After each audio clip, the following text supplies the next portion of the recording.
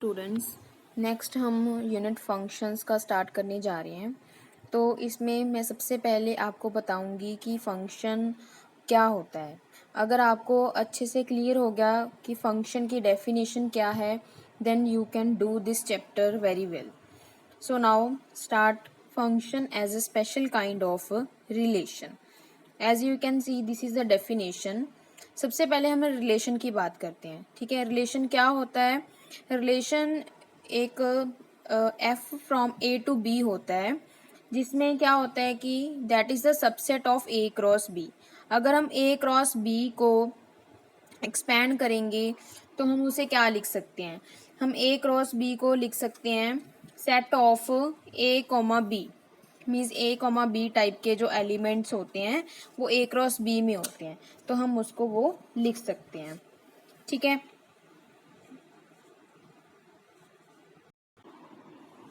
जैसे ये देखो ए क्रॉस बी, इसको हम लिख सकते हैं set of elements A B where A belongs to A and B belongs to B. ठीक है, अब इसमें इसका सबसेट लेना है हमने, राइट? सबसेट। तो इसका जो सबसेट होगा उसमें किस टाइप के एलिमेंट्स होंगे? ए कॉमा बी टाइप के ही एलिमेंट्स होंगे। इस सबसेट का मतलब क्या होगा कि ये जो टोटल एलिमेंट्स हैं इसमें से कुछ थोड़े से एलिमेंट्स हमने चूज़ कर लिए। ठीक है, वो उसका सबसेट हो जाएगा और इस सबसेट को हम बोलते हैं रिलेशन।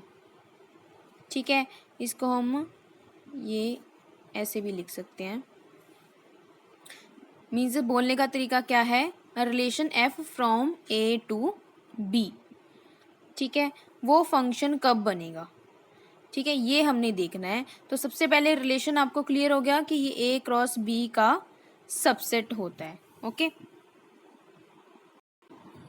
तो इस डेफिनेशन में आप देख सकते हो a relation F from A to B that is a subset of A cross B is called a function from A to B.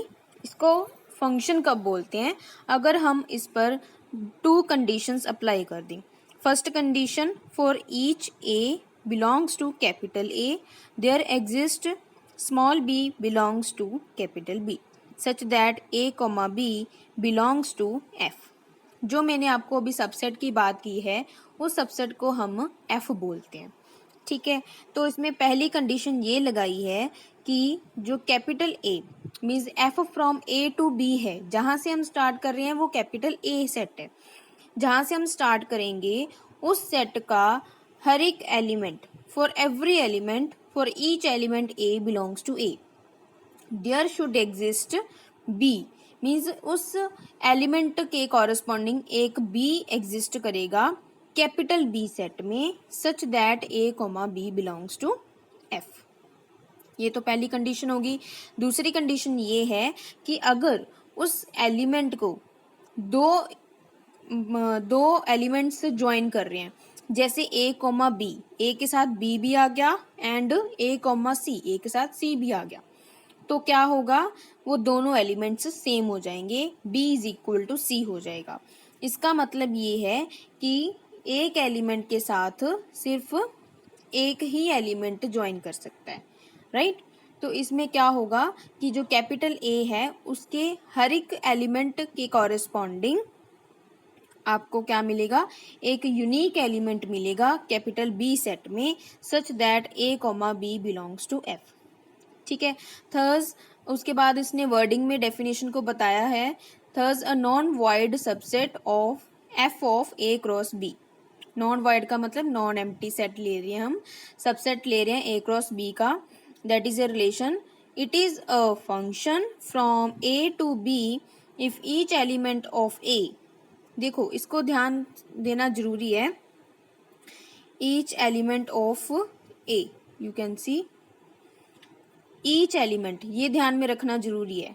ठीक है, appears in some ordered pair in F and no two ordered pair in F have the same first element. मतलब कि पहले element के साथ दो अलग अलग एलिमेंट नहीं आ सकते। right? If a comma b belongs to f, then b is called the image of a under f. तो हम b को क्या बोलते हैं? Image of a under f. अब देखो फर्स्ट इलिस्ट्रेशन देखो. अब a सेट गिवन है, b गिवन है, उसमें आपको f1 f2 f3 तीनों गिवन है. तो ये देख सकते हो आप कि जो f1 f2 f3 हैं उसमें सभी टपल्स आ रहे हैं. ठीक है, तो सबसे पहले f1 को चेक करते हैं. f1 फंक्शन होगा या नहीं होगा, राइट? अब देखो इसको ध्यान से. f1 is a function from a to b, but f2 and f3 are not functions from a to b. तो सबसे पहले ये चेक करना है f1 फंक्शन है या नहीं. इसको चेक करने के लिए हम सबसे पहले पहली कंडीशन चेक करेंगे, जिसमें आपको बोला गया है कि कैपिटल ए के जहाँ से हम स्टार्ट कर रहे हैं फंक्शन को, उसके हर एक एलिमेंट के कॉरस्पॉन्डिंग इमेज होनी जरूरी है. तो कैपिटल ए में हमारे एलिमेंट्स गिवन है 1 2 एंड 3. तो चेक करो f1 में कि 1 की इमेज है, 2 की इमेज है, 3 की इमेज है. येस, वी कैन सी 1, 2 1 की इमेज 2 है, 2, 3 2 की इमेज 3 है, 3, 4 3 की इमेज 4 है. इसका मतलब तीनों की इमेज है. यस. अब सेकंड कंडीशन चेक करो, किसी भी एलिमेंट की इमेज डबल नहीं होनी चाहिए, मतलब कि डिफरेंट नहीं होनी चाहिए, उसकी इमेज सिर्फ एक ही होनी चाहिए. अब 1, 2 इसकी सिर्फ एक ही इमेज बोली गई है.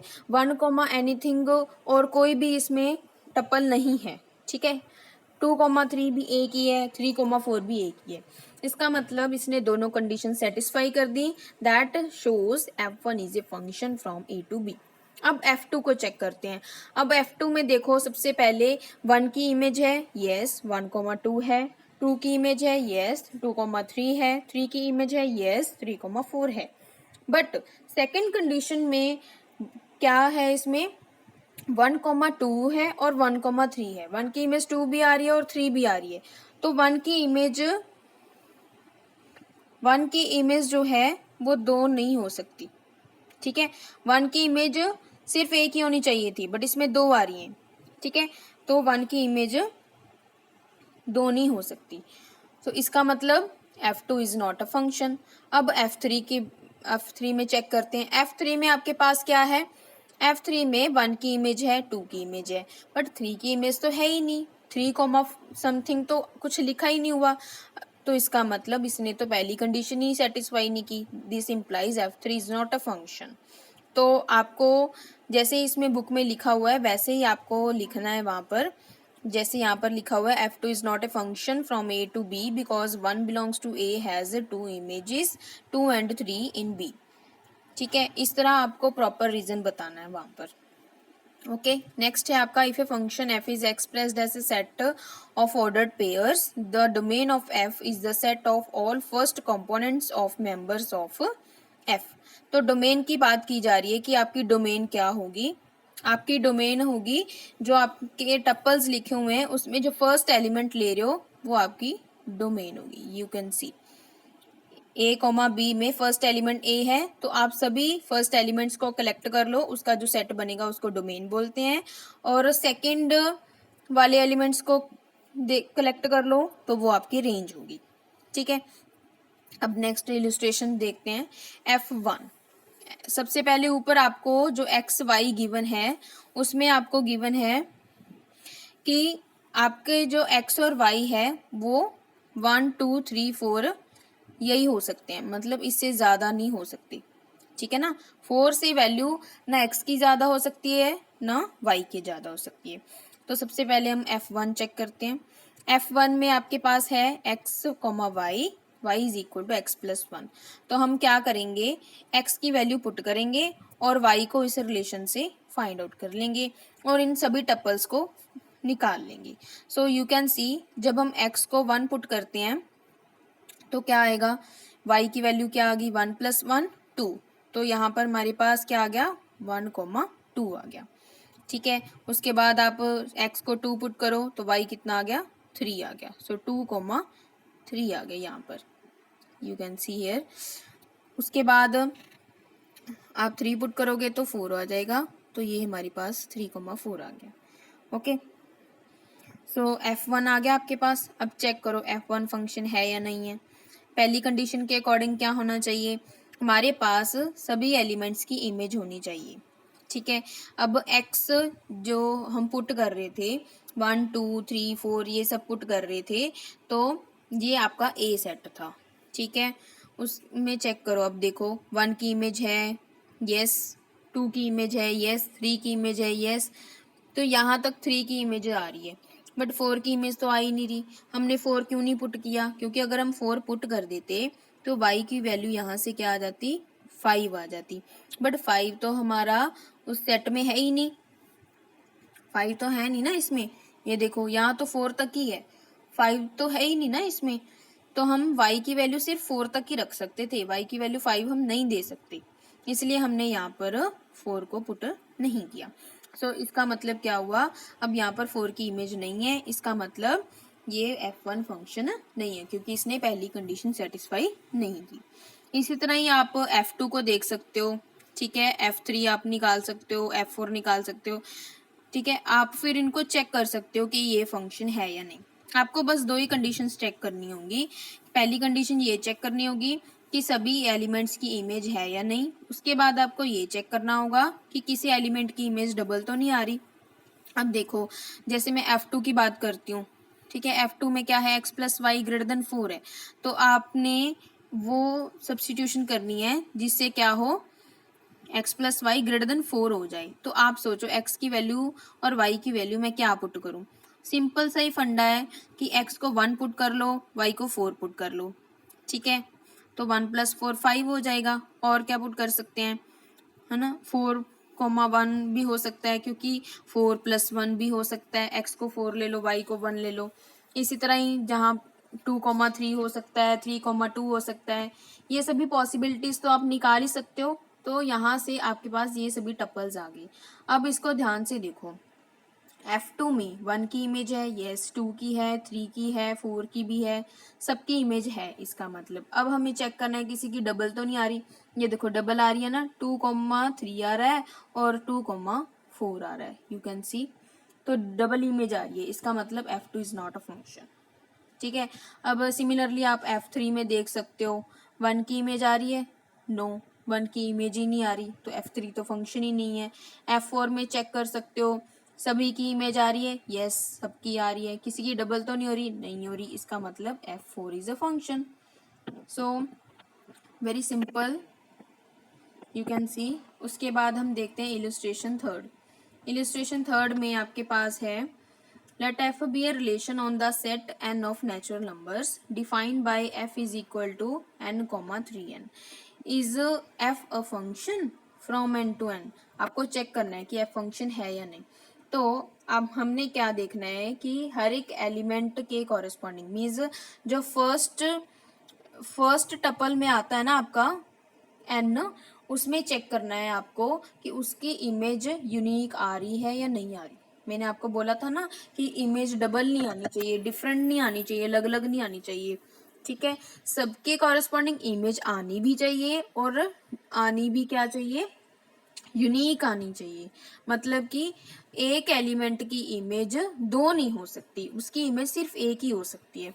अब आप n, 3n को देखो, अगर आप n में कोई भी नेचुरल नंबर दोगे, क्योंकि इसने सेट n पे डिफाइन किया हुआ है नेचुरल नंबर्स में, तो नेचुरल नंबर्स हमारे 1 से स्टार्ट होते हैं, राइट। तो हम अगर इस स्मॉल n में कोई भी वैल्यू पुट करेंगे तो उसका जो इमेज है 3n आएगी। तो अब किसी भी नेचुरल नंबर का 3 टाइम्स करूँ तो वो हमेशा डिफरेंट ही होगा। ठीक है, कभी भी किसी नंबर के लिए 2 वैल्यूज नहीं आएंगी, हमेशा एक ही वैल्यू आएगी। ठीक है, इसका मतलब since for each n belongs to n there exist a unique 3n, तो यहाँ पर हमने देखा unique 3n belongs to n, unique image आएगी, सिर्फ एक ही आएगी, such that n, 3n belongs to f. therefore क्या आ गया हमारे पास, f is a function। उसके बाद इसने क्या बोला है, if so find the range of f। तो अब रेंज निकाल लिया हमने, तो रेंज ऑफ f क्या होती है, जो सभी इमेजेस आती हैं, ठीक है, जिसको हम f of n भी लिख सकते हैं। ठीक है, इमेजेस में इमेजेस का मतलब क्या होता है कि एफ के अंडर क्या इमेज आ रही है उस एलिमेंट की, so F of N is the image. तो उन इमेजेस का जो सेट होता है हम उसको रेंज बोलते हैं। तो इसमें इमेज क्या आ रही है, 3n आ रही है, तो हमने क्या लिख दिया 3n, n belongs to n, तो ये हमारी रेंज हो गई। ओके, अब फोर्थ इलस्ट्रेशन देखो, ये बड़ी अच्छी इलस्ट्रेशन है। इसमें आपको F be a subset of Z cross Z given है, डिफाइंड बाय दिस। ठीक है, अब इसको ध्यान से देखो, ये जो गिवन है आपको, इसमें फर्स्ट टपल में ए बी है और सेकंड टपल में ए प्लस बी है। Is F a function from Z to into Z, आपको ये चेक करना है कि ये फंक्शन है।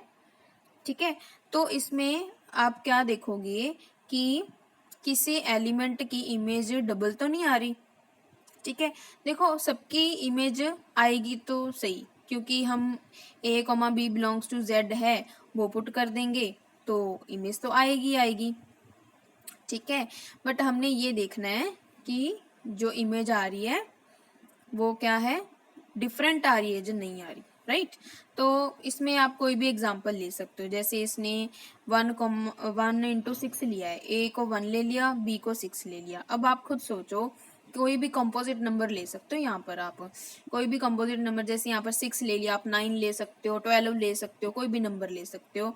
तो आप देख सकते हो कि कोई भी कंपोजिट नंबर के विद रिस्पेक्ट टू उसको हम 2 वे से लिख सकते हैं। जैसे 6 को हम 1 इंटू 6 लिख सकते हैं और 2 इंटू 3 लिख सकते हैं। ठीक है, बट उसका जो सम होगा वो तो डिफरेंट होगा ना।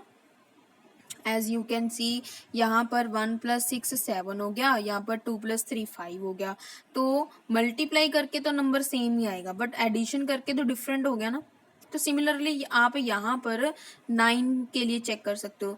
जैसे मैं 9 के लिए चेक करूँ तो इसको मैं क्या लिख सकती हूँ, it can be written as 1 into 9 और 3 इंटू 3, राइट, ऐसे मैं लिख सकती हूँ।